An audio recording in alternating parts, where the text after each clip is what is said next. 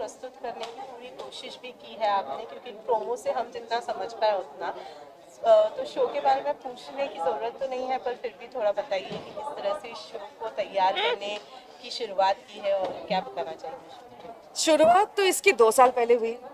2 साल से हम लिख रहे हैं, 6 महीने से हम शूट कर रहे हैं। इसके बारे में हमने सोचा क्योंकि ऐसी एक कहानी की ज़रूरत हमें लगी, खास करके आज 2021 में है। हम 2020 से शुरू कर रहे थे, जहाँ पे टीवी पे नहीं लेकिन न्यूज़ में, सोशल मीडिया पे, घरों में इनइक्वालिटी की बहुत सारी बातें हो रही थी जो शायद टीवी पे दिख नहीं रहा था। तो बस अंदर से एक ज़रूरत महसूस हुई कि ऐसी एक कहानी बताए जहाँ पे हीरोइन काम करती है लेकिन वो हीरोइन है, विलन नहीं है। पहली बात। दूसरी बात कि घर के अंदर के स्ट्रगल्स हमने बहुत देखे हैं टीवी पे, 20 साल से देखते आ रहे हैं। अगर काम करने जाए वहाँ भी स्ट्रगल्स होते हैं, तो वो स्ट्रगल क्या है, वो एक नई स्ट्रगल है। तो बस मुझे लगता है जब बनाया गया शो, मतलब जब बना रहे हो वो सही टाइम होता है किसी भी चीज़ का। मतलब अगर उन्होंने अब सोचा, आई थिंक बहुत साल पहले होगा, लेकिन अब अगर उन्होंने बनाया तो एक माइंडसेट या अपने कन्विक्शन से जो अपने नेचुरली आ रहा है वो अब बनाया, तो I feel that it's the correct time and it's never too late to speak about something like this. I feel and it's very important to speak about something like this. Well, जैसे कि इन्होंने कहा कि बहुत ही अलग show है, and घर के अंदर की स्टोरीज तो हम सब देख चुके हैं, ये कुछ बाहर की स्टोरी है, कैसे एक सक्सेसफुल वुमेन की स्टोरी है। तो आप कितना लकी फील कर रही हैं इस कैरेक्टर को? Oh my God, I can't tell you, and I think I've told them enough number of times that I feel so lucky to be doing something like this, जहाँ पर मुझे literally, मैं honestly बताऊँ, मुझे अभी तक ऐसा नहीं लगा है कि यार मैं क्या कर रही हूँ, मैं ये क्यों कर रही हूँ और ये कैरेक्टर कहाँ जा रहा है। I literally still I am feeling every bit of it, to be very honest. मतलब मैं अपने आप इतनी इमोशनल हो जाती हूँ और अपने आप इतनी खुश हो जाती हूँ with the character that I am enjoying every bit of it. So I consider my self lucky, because actors को ये करने को नहीं मिलता है। आप एट थोड़े टाइम के बाद ना प्रिटेंस तो आ ही जाता है किसी भी कैरेक्टर में कि अरे यार ये तो आप रेजोनेट ही नहीं करते हो, तो अब चलो एक्टिंग करनी शुरू करो। मुझे इस शो में बिल्कुल फीलिंग नहीं आई वैसा करने की, तो वो आई फील ब्लेस्ड कि भाई ऐसा कुछ लिखा गया है जहाँ पर मुझे प्रिटेंस नहीं है as character. So it's I feel blessed. आपने जब ये शो शुरू किया तो ऑब्वियसली हीरोइन या एक्टर के लिए ऑब्वियसली बात है, कोई भी रोल चूज कर लेगा, लेकिन आपने क्या देखा मैम में कि आपने मुझे अदिति में दीपिका दिखी।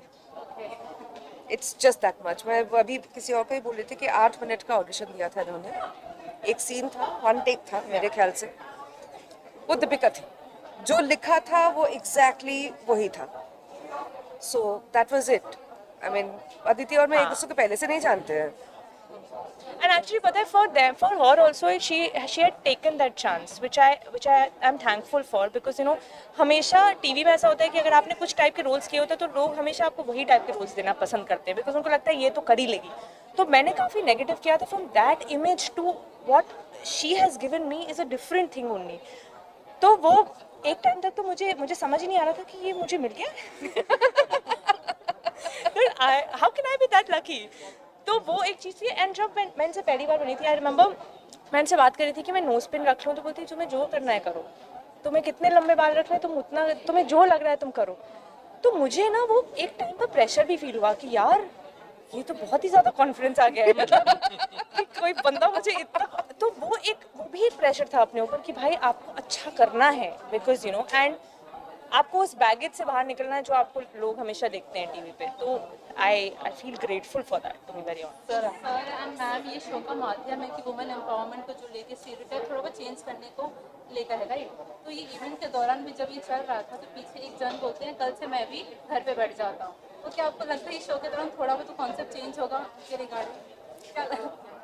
उम्मीद है क्योंकि इस शो में जो भी हमने लिखा है, बनाया है, बहुत दिल से बनाया है। जो खुद विश्वास रखते हैं हम उन्हीं चीज़ों के बारे में बात करें। हम बहुत अलग अलग पहलू भी हैं, हम तो सिर्फ दीपिका के पहलू के बारे में अभी बात करें, लेकिन शो में बहुत सारे पहलू हैं।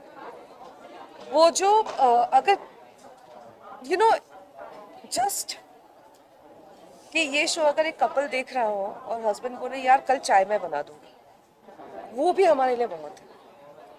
तो इतना तो हो जाना चाहिए। आई थिंक इतना तो डेफिनेटली होगा ही होगा। आई फील ये बहुत दिल पे लगेगा लोगों का अगर लोगों ने देखा तो।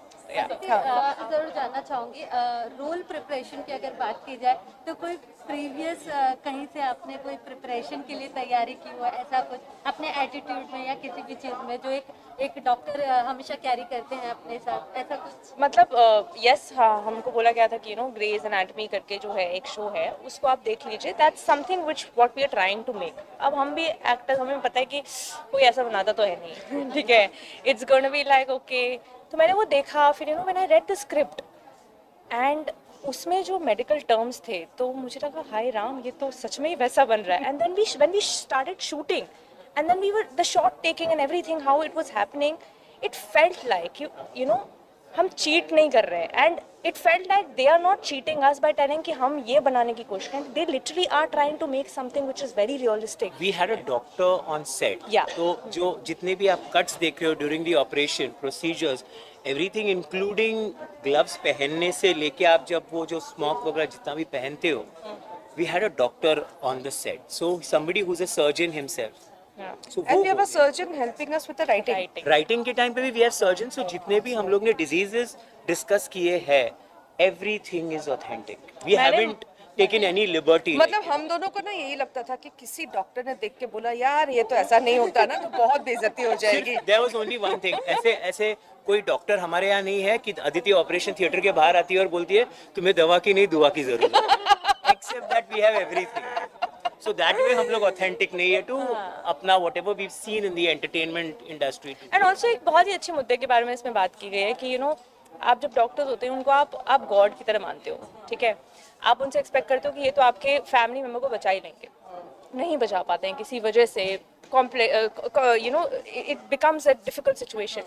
तो उन डॉक्टर्स के ऊपर एक्चुअली क्या बीतती है, we don't speak about it. I think हमारे इंडियन टेलीविजन में किसी ने इस बारे में कभी शो नहीं बनाया कि इस मुद्दे के बारे में बात हो रही, बट इस शो में एक्चुअली उस मुद्दे के बारे में बात हो रही कि उन पे क्या फील होता है यार, उनको भी बुरा लगता है। It is heartbreaking for them also when they lose a person, या फिर उनकी गलती की वजह से या किसी भी चीज़ की वजह से। तो आई थिंक ये भी एक शो का पहलू है। नहीं, Well, we are definitely going to wait for this show. बता दें हमारे ऑडियंसेस को कब से देखने मिलने वाला है उनको ये शो। ये आपको शो 6 दिसंबर से देखने को मिलेगा 10 बजे सोनी टीवी पर एंड सोनी लिव पर। प्लीज देखिएगा और हमको बहुत सारा प्यार Please, दीजिएगा, please. बहुत दिल से बनाया है, आई नो, दिल से बनाया है। Thank you, thank you, thank you, हाँ जी।